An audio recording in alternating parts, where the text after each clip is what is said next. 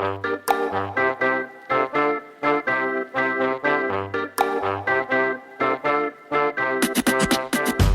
to the One Haas Alumni Podcast. I'm your host, Sean Lee, and today we're joined by Kellie McElhaney. She is a popular Haas lecturer and a leading expert on equity-fluent leadership, value-creating strategies of diversity, inclusion, and corporate social responsibility. We're also joined by our special guest, Monica Stevens, Senior Vice President of Wells Fargo Merchant Services, and above all, a Haas full-time MBA, class of 96. Welcome to the podcast, both of you. Thank you so much for having us. Thank you, Sean. It is wonderful to be here. Love to hear how you guys met. I think I'm going to take Monica's lead on all of these great stories. So Monica. I'm sure it was one of two things, either at a Women in Leadership event at a hotel in San Francisco, or in having conversations with Kellie around diversity and inclusion long before equity was in the middle, as I formed the Haas Alumni Diversity Council, probably 11 years ago. And we were trying to address issues of comfort, diversity, numbers, mostly at the full-time MBA program, but really for all the programs at Haas. And Kellie has always had a strong voice, has been a straight shooter, and then certainly with founding of EGAL, leaned on her as an expert in this space. So that's my wonderful recollection of meeting Kellie.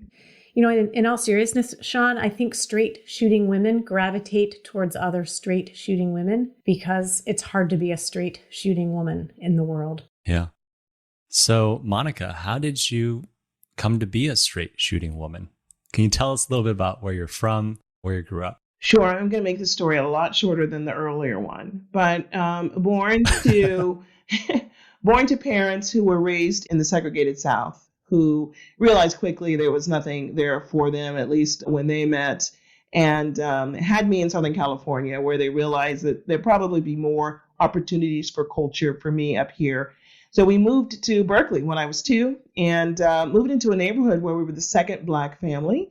And actually, my mom and dad didn't buy the house directly. We bought it through her principal. The neighborhood had CC&Rs. But I had a lovely middle-class upbringing. My mother was a teacher and then a principal, and my father worked for the post office.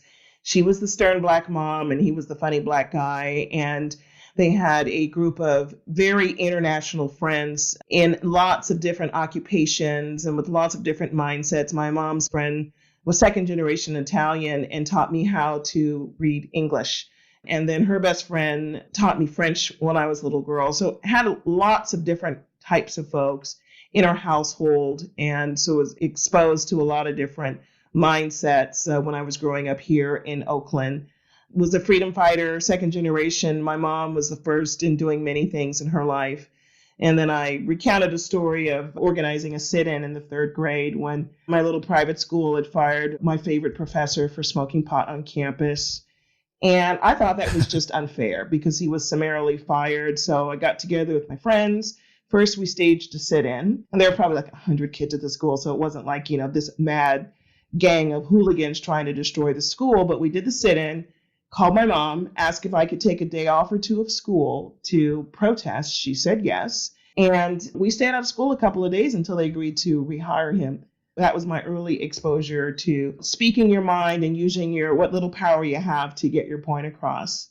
I went to a public middle school and I joined the Asian Club because I was interested in Asian culture, knew nothing about it. So I wanted to learn more. So that was another example of doing something different or unexpected. And then when I was in high school, I was involved in a lot of international activities and government just because it was just more interesting to learn about people other than myself and my family.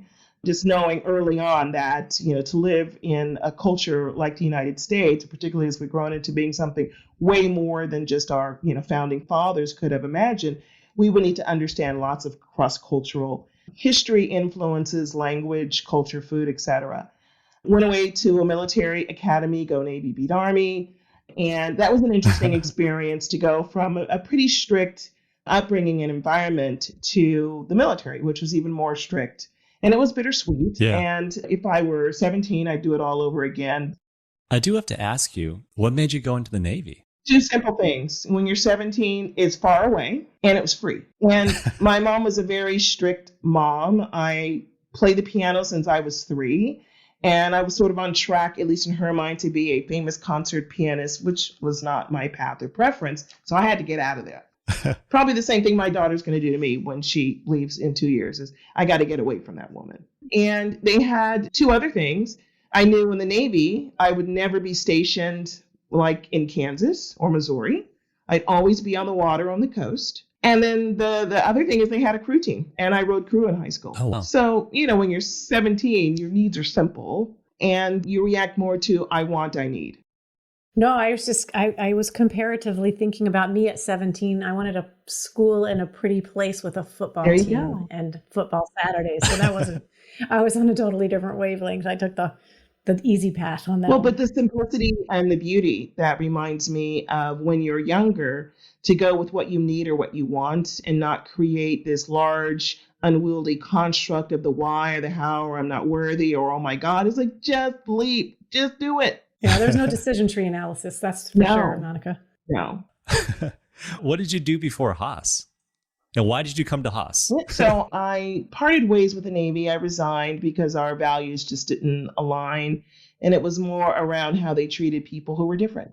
So in the Navy's case, anyone who turned up positive with HIV, they were instructing me to discharge them with a dishonorable discharge, which is a big deal and basically says that they are traitors to the nation, which is absolutely ridiculous. It is a disease that has nothing to do with their sexual orientation, but that was the Navy's view. And that was just the beginning of Don't Ask, Don't Tell. So for me, an unsavory experience that I couldn't support. So I left the Navy and I went to work at Warner Brothers Records for a little bit. And that's an interesting story for another podcast. But I ended up landing a job as a lobbyist in San Francisco for real estate issues. And that has other unsavory tones to it. And I learned that I loved real estate, but not the process of politics. So I knew nothing about finance. So I figured I'd better go back and get some finance learning. And I did a little research and I said, oh gosh, right here in my backyard is this wonderful school called Haas. And they have an amazing real estate program. And it's a public school. So I did something really stupid. I applied and I quit before I got in. And luckily, I was not smart enough to have a plan B. So kind of like a 17-year-old, I just, going with my feelings. And it was a great experience. I did have a wonderful experience at Haas. Small class, small environment, great cohorts. And I feel like I was lucky because I live here and I grew up here. So I didn't need that on-campus environment or support that maybe other students maybe needed. I had my parents here. I had my friends here. I had my little apartment in the city. So I didn't have the experience that some others may have had because I wasn't on campus enough to really participate or know. And after going to a military academy, everything's easier. So left Haas, met Wells Fargo there, and I've had a 20 plus year experience at Wells, which I'm either crazy for or every time I make a change, they say yes. And I've had lots of roles there. And one of my most favorite jobs at Wells was coming back to recruit MBAs at Haas. And I did that nationally and looking at lots of other competing programs, Haas always produced the best MBA student ever. And the only problem with Haas is that it was not a good place to shop for diversity. And I told Rich that one day. He married one of my classmates and he saw me on campus. And he said, Monica, what can we do to get you back on campus and more involved? And I said, Rich, rejoin the consortium, then we can talk. So that was the post-209 reality for Haas. And gosh, a few months later, he did. He contacted me and that's when I got more involved in Haas again. I had been involved when Tom Campbell was the dean and when Prop 209 passed. And that was an interesting and frustrating experience, which caused me really to step away from Haas because I was angry, disappointed, particularly given that it's the jewel of the crown in public schools across the world, that we couldn't find a way to do better. But Rich brought me back and it has been wonderful ever since. And there's still more to do. And I'm really thrilled to be on the advisory board. Dean Harris asked me to join a couple of months ago. We had our first meeting last Friday, And I am thrilled beyond belief. We're glad to have you. Trust me, when you're in the business of trying to push forward equity, you couldn't be more excited to have Monica on the Haas board. And Monica, tell me about the racial makeup of the Haas board. Well, as far as I'm aware, I'm the only Black woman who's not on staff. And there is another African-American alum from the undergrad program who just joined with me. And it is my belief, I could be wrong, I'd love to hear a different data point, that we may be the first 2 Black folks on the board. Another thing that was stunning is when I got the Miles Award for my community service to Haas, I was the first African-American person, let alone woman, to win that award. And I do believe Berkeley was founded in the 1800s. And you won that award in what year? Was that 2017? 2016 or 17. This century. And knowing that I'm the probably double descendant of slaves, and my parents were raised in segregated South and could not go to a public school, to have that happen at the best public school in the world was very meaningful to me. And it's also interesting to have a 16-year-old daughter. My husband is white, she's biracial, and she presents as a Black girl. And it's been wonderful to share these experiences with her, but also to let her know where at least this part of her family comes from, what we've been through and sort of the legacy, but the opportunity as well.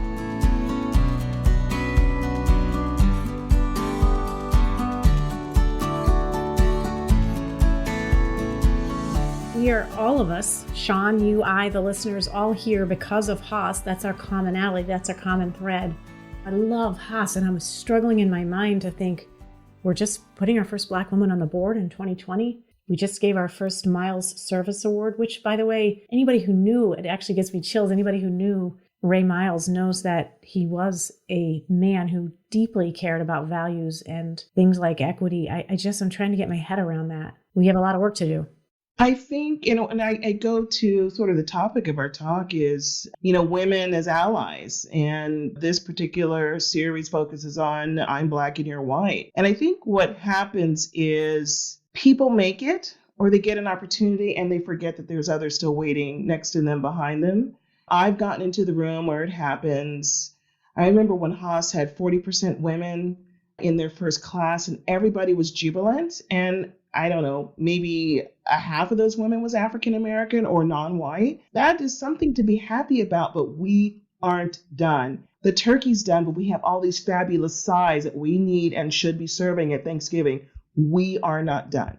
And we can do more because this is not hard. I guess what I'm taking away from just what you just said is any white woman who was in that room being jubilant about 40% women, and I think you're being highly gracious. It was not, it couldn't have, what was the percentage you said of that 40% who would have been Black or brown women? To my mind, it had to be maybe 3%, 4%. Maybe so, because in particular, I know that was post 209, and the percentage of African Americans at Haas fell to 1 year, 1.5, as in 1 person and a half person who would be like my daughter, half African American. So I think abysmal. It's a good wake-up call. It's a good wake-up call, though, Monica, for me as a white woman who looks at a single lens, woman, I look at gender, to have participated, and we all did, celebrating Haas reaching that 40% threshold of women. How blind am I still? And what am I going to do to not rely on you to wake me up, but to consistently try to keep my eyes open? And that's kind of the point of this podcast, is how do we recognize, open our aperture, particularly when it relates to issues around gender and equity, to not just look at it from a white woman's lens. I mean, I'd just be interested to hear some stories that you have come across in your lifetime, or some experiences you've had. Of course, you're speaking from the perspective of one Black woman about an experience with 1 or 2 white women, but I would love to hear some experiences that you have had with white women throughout your career trajectory and your life. Well, the experiences I've had in my personal life have, all been positive. My mother's best friend was white, and she taught me how to read. And she was my mom's closest friend. And she was very dear, like an aunt or almost an older sister, because she was younger than my mom, but she was always there for me. When I think of some of the teachers that I've had, or the people who have influenced me, many of them have been white. But when I think of the workplace, that's where I think things changed. And that's where I noticed it, particularly given my upbringing and exposure. I had a boss who was known to ask inappropriate questions. And we were interviewing some Haas alums.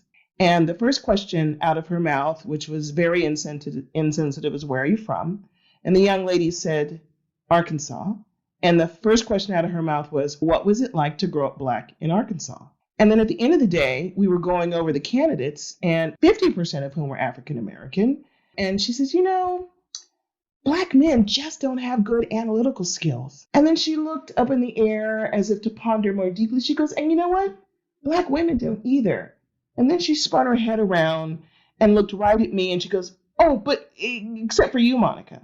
So that she felt comfortable enough to express a ridiculous and small-minded thought out loud, A, and then B, there was no consequence, and C, that she was a senior woman in corporate America who started in the 80s and had some horror stories about her experience. She couldn't see that she was repurposing her negative experiences on me. I liken it to being, she's a terrible overseer. And I think sometimes women who get into a role of power or opportunity forget that there are others around, behind, next to them that are just like them and deserve the same opportunity. I mean, imagine you're in Houston right now where it's freezing. You get into a warm room. You don't forget to look around and see who else you can bring in with you. And I would ask white women that they consider when they interact with other women, that they were outside in the freezing cold. And when they get into the room where it's warm and cozy, that they look around before closing the door and bring as many women into that warm, comforting room as they possibly can. Else we will remain out in the cold, freezing, disregarded, irrelevant, and without a voice. I have such a poignant message now because of the tragedy that's happening in Texas. And of course, the disproportionate burden on Black and brown communities of what's happening in Texas. So I have two sort of thoughts around what you just said. If there had been another white woman in the room when your previous boss, and I certainly hope there were repercussions, what would have been the right move for another white woman who might have heard that exchange happen? Well, there was a gay white man in the room. And so allyship can come in many ways. But so I'm just going to pretend he was a woman. And if he or she would have said that was inappropriate, what you said is founded on, ignorance, and it's just not acceptable here in the workforce. And I think that would have been enough. Because I know I was so shocked. I didn't say anything during the moment. And I have never gone home and cried behind nonsense at work. And it was the only time I did. And I called my boss over the weekend, and he was in the room, and he is Filipino American. And we had a long talk most of the weekend. And we decided that we would both go into her office that Monday, and I would share how I felt. And I didn't care about the consequence. I didn't care if I would be fired or she would retaliate against me. And he went in there with me, and I told her how it made me feel. She started crying. And then here I am in the role. Am I supposed to help her with her ridiculous emotions? So that was an interesting experience. But what I take away from that is I had an ally who was willing to stand with me so I could speak my truth around how her words hurt me and made me feel. What strikes me also about that story is that you said your boss was Filipino American? Yeah, so she was his boss. So she was sort of the group head. But he was my direct leader, and he was Filipino American. And we were sitting in this room, and it was the three of us, a white gay man out, a Filipino American man out, me, African American, and a white woman who was the group head of a group whose job it was to recruit and bring people into Wells Fargo with that mindset. What I also think about when you tell that story is one of my good friends, we had an event with her for EGAL, so this is on our website, but she described in one of the webinars we had, Tara J. Frank, the corporate underground railroad that exists, that white people, and specifically white leaders, do not know exists in corporations, such that Black leaders like yourself are triaging Black employees who are having these experiences like that Haas applicant had. So I can only imagine how you immediately, and also just knowing you, Monica, turned at that moment when that ignorant white boss said that to her and then tried to triage and make her feel better. All the while you weren't having somebody who was serving as that support structure for yourself. And it makes me think about that sort of underground railroad that Black leaders are running in corporate America to handle situations like this. I started my own underground railroad at Wells Fargo with several friends who were actually also consortium alums. And we would see each other on Montgomery Street. We knew of each other through the consortium. And we had MBAs from great schools. We had good jobs. We'd gone through a training program. So we knew we were a little more on our way than the average bear. But we also knew that there were people in other parts of the bank who didn't have a voice, who didn't have access. And we decided to start what became the first team member resource group at Wells Fargo.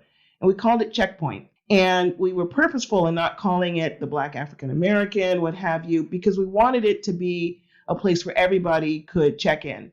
And we also wanted to bring in other folks who didn't have access to the types of senior leaders and training programs that we did. So we started off, and it was very underground. And there were people who, even senior Black leaders, who were resistant to the notion of having that kind of group because they were afraid.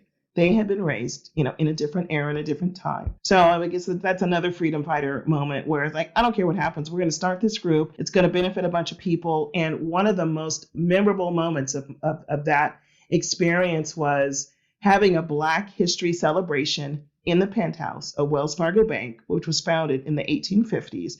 And my church choir came and did a show. And we had the then mayor of San Francisco, Willie Brown, come in. We had a big old party, and it was fantastic. And the bank underwrote it, although we had to really work hard to make that happen. And it was like, it felt wonderful to be seen and to be heard and to be able to celebrate who we are at the penthouse of one of the top 5 banks in the country. You know what I was thinking about, Monica, when you were talking about, was it called Checkpoint? An observation, and I'm going to be an absolute non-faculty member because I don't have any data other than observational data, but I'm going to say it anyway. My observation about the Black community is that it's exactly what you just talked about with Checkpoint. It wasn't just to serve other Black members of your community, but it was to serve other people who were in need in the community. And I remember Rhonda Mims is a friend of mine, and at one stage she was the president of the Executive Leadership Council. And when she was passing on the baton to the next leader, she invited me to the ball in Washington, D.C. So there I go, and I walk into the after party, and I was so like, I know the president, like so proud. And I walked into this room, and it was all Black people. No big surprise, Executive Leadership Council. I didn't know anyone. And I have that moment of, I don't know anyone. Let me find Rhonda. And of course, she was the belle of the ball, so I wasn't going to get close to Rhonda for a while. And I've never had a more phenomenal experience of immediately everybody turning around. Hi, my name is Hi. Who are you? Hi. Who do you know here? And at some stage, an hour into it, I just turned to somebody and said, I've just never had an experience like this. Like the minute I walked in the room, I'm so different than everybody else, but I feel so welcomed. And this man turned to me and he said, it's because of what we've had to navigate that we will never let somebody feel like an outsider when they walk in this room. And that just seems to be very unique about the Black community. What comes up for me too, and this may be an unpopular, uncomfortable view though, is that many African Americans were raised to accommodate white culture. Mm-hmm. And certainly when, we sit in school, public or private, and we learn about history, there's very little time devoted to our own history. You got to learn that at home. And so from 8 to 5, subsidized by the government in public schools, we learned of European culture. We learned how to, and generationally, particularly from the South, there is a notion of A, fear, and B, accommodation for white culture. But there's also the notion of perseverance, overcoming, and certainly at something like the ELC, what's the point of making somebody uncomfortable? There is no point to that ever. And so having been the recipient of being made uncomfortable, force-fed other cultures, denied knowledge and experience of our own cultures for many years, I think that's also part of it too. But see, that's what I want our listeners to know. That exchange right there, where you just super eloquently shifted my thinking on, that was white privilege. That was my white privilege of walking into a Black room and the need to accommodate the one, maybe we're 2 white people in that room. Just wouldn't have ever occurred to me unless we had frank, candid conversations like this.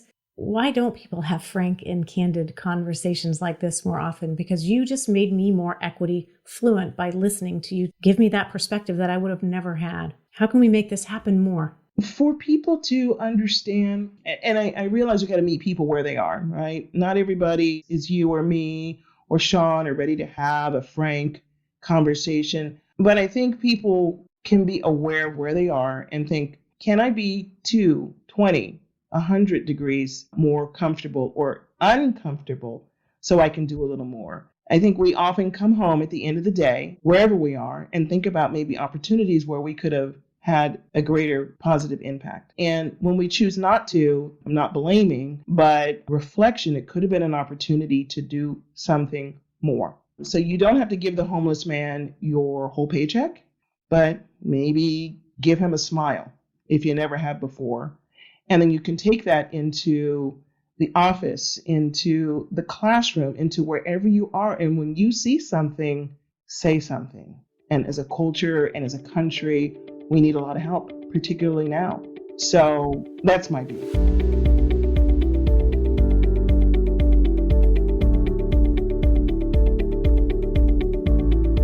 It's so interesting that you just ended with that, because as you were talking, I'm a big visual learner, so I'm constantly taking screenshots of quotes that I really like, or lines in a book, or in not very often a research article because they're not so inspiring. But I was reading Blind Spot again because I have my students read it, and Dr. Banaji, the author, says something in that book, and it goes right to what we're saying. The quote is, "Of the many blind spots we have, among the most subtle is this: we do not harm people who are different from us. Rather, we help those who are like us. This is harmful, but we don't recognize it as such because helping seems like such a good thing to do.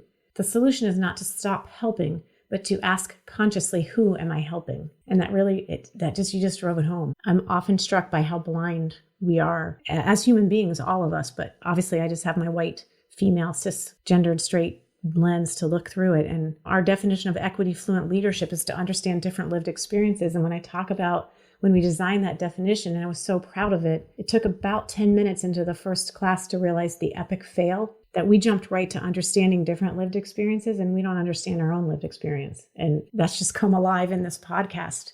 We don't know our own lived experience, particularly if you're in the dominant group, because we didn't have to understand it. Well, we don't have to understand it. And there are so many distractions to not. But if we were taught to pay attention, our species would be different. And we are taught to not. And it is comfortable and easy to not. Because sometimes when you do something different, there may be some judgment that you were wrong in the past. And my view is let that go. Just try something on different. And it's hard, that white guilt, that white shame, it's real. It's just, you just got to move forward. We made a lot of mistakes, but there's a lot of time ahead of us. And how do we just construct a new path forward? When I think about a leader who understands equity or diversity or inclusion, it's to understand that there are different lived experiences out there. The way I unpack it, Sean, is during the Central Park birdwatching debacle, we all watched that unfold, and it was already in this tragic lens of all that was unfolding at that moment. But until I watched Terry Cooper show on every TV screen, iPad screen, computer screen, holding her iPhone, it never occurred to me that I, as a privileged white woman, have in my hand, when I carry an iPhone, a weapon that by dialing 3 quick numbers, I can put a Black man's life in jeopardy. That never occurred to me. Like, I actually have a weapon in my hand. We just don't take time. I'm going to be harsh, Monica. We don't take time to understand our own lived experience. And so I can't understand somebody else's if I don't understand my own privilege in that moment. I think the privilege and the freedom are just overhangs of Jim Crow. And I think you tell your story and, the phone as a tool or a weapon. My mom tells stories about growing up in Texas, and you better not be caught at night out alone as a young Black girl, because anyone could do anything they wanted to, and there would be no consequence. And she was actually a maid working her way through college, and her boss happened to be the mayor of Austin, who did a lot of entertaining. And she would stay and serve, but they would always give her a ride home, because even they were aware of the risk they were putting her at to be victim to anything. And the cell phone is just an extension of that, and that you have to do what I say, and there should be no consequence or question around that. That is a privilege that people carry just because A, skin color, and B, gender. Yeah, we have so much work to do as a species, Monica, but let's be positive. I want to just say something because I'm on a show as a white person with an Asian person and a Black person. It really hit me early on, Monica, that given where we are today in the Bay Area, that you joined the Asian Club. And I'm listening to Sean talk about his upbringing and wow, talk about the broader picture of allyship with what's going on in the Asian community. How do we start these incredibly uncomfortable and difficult conversations around drawing down the walls between the various different communities and how we can stand up for one another? I think for me, one way is realizing that the pie is not fixed.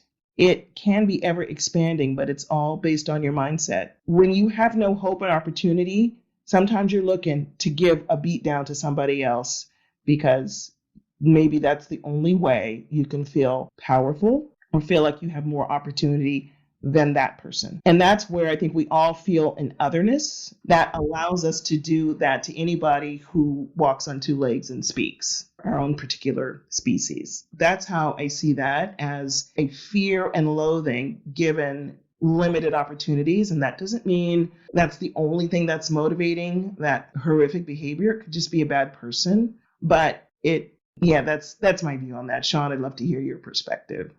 I grew up in a pretty sheltered white suburbia neighborhood and city. And it's one of these things where it's so crazy. I moved here when I was 7, but I was still pretty young, where my belief systems and things like that hadn't been established yet. And so growing up in Southeast Michigan, I think for me, it was just the kindness that I received coming here to this country as an immigrant. As a kid, people were just so nice to me and my family. And I don't know why. It's not like we did anything special to people or anything like that, but that kindness, I think, just was very pervasive in my life. And the education was a huge factor. Like I said, my parents are teachers, or they are. My dad came here to do his PhD in reading language arts, and so his colleagues were all teachers, and so education was a huge focus. And so I do think education is a light to ignorance. Because it just teaches you to think and be patient and kinder to each other and to ourselves as well. You bring up I remember a story, and I remember this. My mom would tell the story a lot, but I was probably 5 or 6 and with my parents. And that was a time where you got dressed up to go over to San Francisco. And it was a big deal, and go shopping, have a nice dinner, and just be fancy. And we were in the elevator at the St. Francis Hotel, which is in Union Square, very fancy. And we got into the elevator, and there was an Asian family with a little girl, probably the same age as me. And everybody smiled and nodded. And the little girl reached out and touched my skin.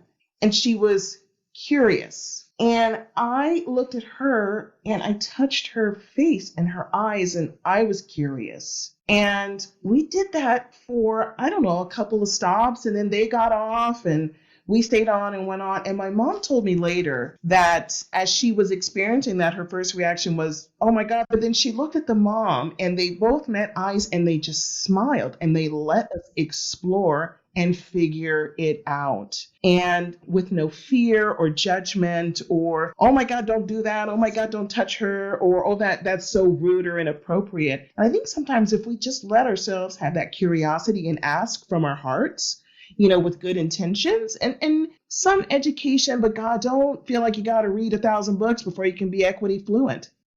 To your point about curiosity, it's one of my favorite words in the English language, Monica, not only just because I think curious people are interesting, but there was a study that came out, was on the cover of Harvard Business Review last year there, where they looked at 1,200 of the most successful business leaders, and they tried to understand any cross-cutting characteristics of those successful business leaders. And they determined that curiosity was the one cross-cutting characteristics that successful business leaders shared. And what I see in that elevator moment is just curiosity. And at the end of the day, that's really what equity fluency is about. It's being curious about your own lived experience. It's being curious about Monica's lived experience, Sean's lived experience, the person who works with you who is LGBTQ while the rest of the team is straight? What is their experience like? It's just to be curious, approach life with curiosity and people with curiosity as opposed to judgment. It just came to mind what I was trying to say earlier, and it follows up on the curiosity point. And then I think curiosity leads to humanity, right? That's beautiful. Because if you're not curious, you're just in defense mode. You're in fear, right? When you're curious, you're open. And I think the other part of that, I think of my hats off to the parents in the elevator who let the curiosity unfold. So maybe your comfort level isn't to be as curious to touch somebody or ask them about their skin or their eyes or their worship or their garb, but maybe the extra step is just be there and observe and listen. It's still a level of curiosity, but if you're not comfortable being the one who is curious, lean in to letting curiosity unfold around you. And at some point, you're going to realize that water is warm and inviting, and then step in. It's true. I mean, curiosity means something different to everybody, but it is, like Sean said, just to be open to the fact that there are different perspectives, different possibilities, different things about somebody that you just don't know, even though you assume that. Even when you read headlines in the newspaper, obviously, just knowing that there's a whole lot more to the story. There's this visual I see where it's a circle that says what you think you know about somebody's life and then somebody's life, and they barely intersect. And you got to be so much more open to the fact that you just don't know. I remember telling my girls to college, if there's anything I can tell you, just go with an open mind, because the more open your mind is, the more knowledge is going to fit in there. But if you go out there with a closed mind, it's not worth day one on the campus. The other thing I would ask, we're talking about what can white women do? And I don't mean to be cliche and say one of my closest friends is white. She's one of my closest friends, and she happens to be white. And we've gotten closer over the last few years because we've had better, deeper conversations about race than we've ever had. And I've known her since I was a junior in high school. And yes, that was last century. And And now she finds ways to express that she's listening to me, like, suggesting a book she read or seeing an article about Black artists. And I don't think it's condescending or pandering at all. What I love is that she's thinking about me, who I am as a Black woman, not just her friend from high school. And I really appreciate and value that. And we've been friends 20 plus years. So it is never too late, I think, to reposition or look at even a long-term relationship from a different lens, so you can get to know people more deeply and more honestly, and just continue to learn and evolve, even with someone who has been a part of your life forever.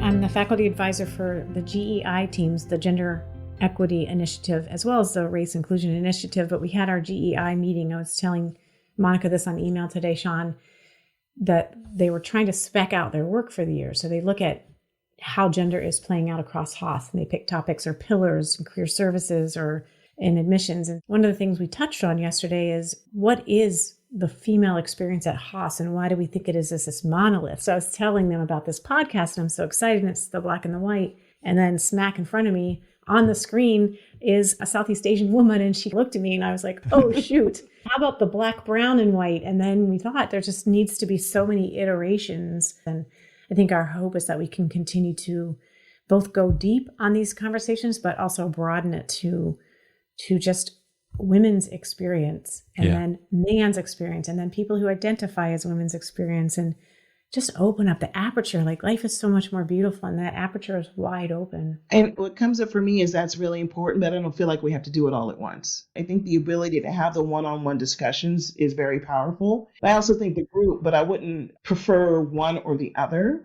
I think sometimes we get caught up in everybody has to be included, and I think that is important when it counts. But sometimes I do want to listen to just two voices articulate how they're feeling and interacting, and knowing that it doesn't speak for everybody, but particularly if it's two voices that don't come across personally often, then I think that is instructive, or at least I feel like I can have some personal takeaways. And the other thing I would ask for as we talk, wrapping this up, is just a invitation for people to do one thing different tomorrow and see how it feels. And if it's uncomfortable, I would say push into that discomfort. But then if it's comfortable and pleasing, then do more of that. So either way, do more. And then talk about it and see how it feels and try it on. And if it doesn't feel right to you, that's okay. Have a conversation about it, decide whether you want to adopt it, but do something different that's outside and beyond yourself. That's what we're really asking people to do, is go beyond yourself.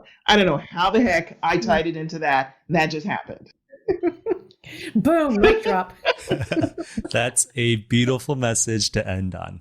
I just want to thank you both for coming on today, Kellie and Monica. And I look forward for us to have other conversations.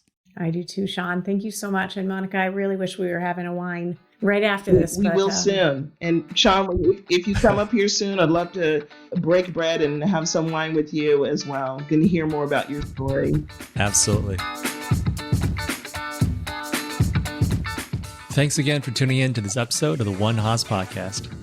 If you enjoyed our show today, please remember to hit that subscribe or follow button on your favorite podcast player. We'd also really appreciate you giving us a 5-star rating and review. If you're looking for more content, please check out our website at haas.fm. That's spelled HAAS.fm. There, you can subscribe to our monthly newsletter and check out some of our other Berkeley Haas podcasts. And until next time, go Bears.